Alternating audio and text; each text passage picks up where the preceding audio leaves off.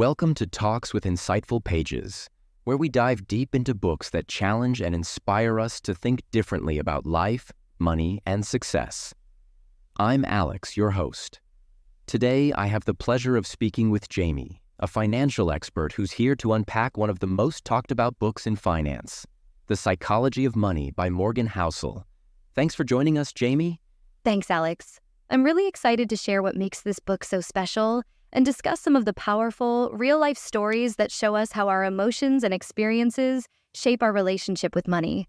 To kick things off, one of the book's core ideas is that our financial decisions are often emotional, not logical.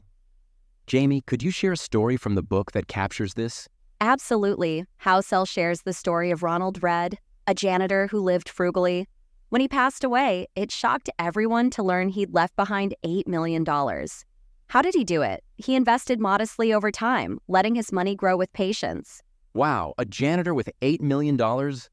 It's incredible how his patience paid off. This story really shows us that wealth isn't just about a high income. It's about consistency and emotional resilience. Exactly. Ronald's approach reflects that money doesn't care about titles or income levels. He ignored the emotional urge to spend impulsively, proving that the right mindset can be more valuable than a high-paying job. Listeners, what's a financial decision you've made that was based on emotion? Share it in the comments below. We'd love to hear your stories. Now, let's dive into a powerful concept: luck and risk. Jamie, can you tell us about the story of Bill Gates and how it represents the role of luck in success? Sure thing. Housel points out that Bill Gates went to one of the only schools with a computer back then. If he hadn't, maybe Microsoft wouldn't exist. It's a reminder that luck, or being in the right place at the right time, plays a huge part in success. And on the other side, there's the story of Kent Evans, Bill's equally brilliant friend who tragically passed away. Two talented people, two very different fates. Exactly, Alex. This shows that while we work hard, life is unpredictable. Recognizing the role of luck helps us feel less pressured and more grateful for what we have. We need to plan wisely, but also accept that not everything is in our control. What are your thoughts on the role of luck in success? Let us know in the comments. This is a big one. Next, let's talk about the difference between being rich and being wealthy. Jamie, what does Housel say about this? There's a story he shares about the man in the car paradox. Imagine seeing someone in a Ferrari. You admire the car, not the driver. The lesson? Real wealth isn't about flaunting luxury. It's about having freedom and control over your life. I love that perspective. It's like he's saying, true wealth is quiet. And it makes me wonder, are we spending to impress others, or are we focusing on what truly matters to us? Right on, Alex. Many people pursue riches for the image, but real wealth is having the freedom to make choices without feeling trapped. Listeners, what's your definition of wealth? Drop it in the comments, and let's see how everyone defines true wealth. All right, Jamie, let's talk about saving. Housel suggests savings are key to freedom. Can you share a story that illustrates this? Absolutely. Housel tells of a couple who saved enough to retire early. They didn't live extravagantly, but they valued their time and freedom over material luxuries. Through years of saving, they created a life of independence.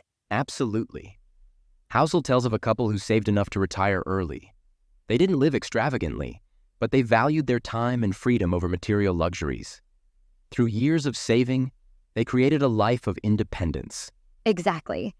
It's not about how much you earn. It's about how much you save to shape your own future. Small actions lead to big freedoms. Who has a savings goal? Share it in the comments, and let's cheer each other on. Jamie, one of my favorite lessons is on patience and compounding. Can you share more about this? Sure. Housel compares compounding to planting a tree. It takes years for that tree to grow, but over time, its impact becomes massive. Investing isn't about huge gains overnight. It's about letting money grow slowly. That really resonates. It reminds me of how we often underestimate what small, consistent actions can achieve over time. Yes. So if you're starting out, don't worry about the amount. It's about patience and consistency. Who's ready for a one-year savings challenge? Comment, I'm in, and let's make it happen. To wrap it up, let's talk about redefining success. What does Housel say about this, Jamie? He emphasizes that success is unique to each person. One person's success might look different from another's, and that's okay. True success is about creating a life that aligns with your values, not society's expectations. That's so freeing, isn't it? We don't need to chase someone else's idea of success. Exactly, Alex. Success is personal, and it's about finding what truly brings you happiness and fulfillment. Thank you, Jamie, for sharing these insights. The psychology of money truly opens our eyes to the emotional and personal sides of finance. Thanks for having me, Alex. I hope these stories inspire everyone to see money differently and feel more empowered. And thanks to all of you for tuning in to Talks with Insightful Pages. If you enjoyed this episode, hit that like button, subscribe, and share with a friend who might need a fresh perspective on money. And remember, money is a tool, not the goal. See you next time.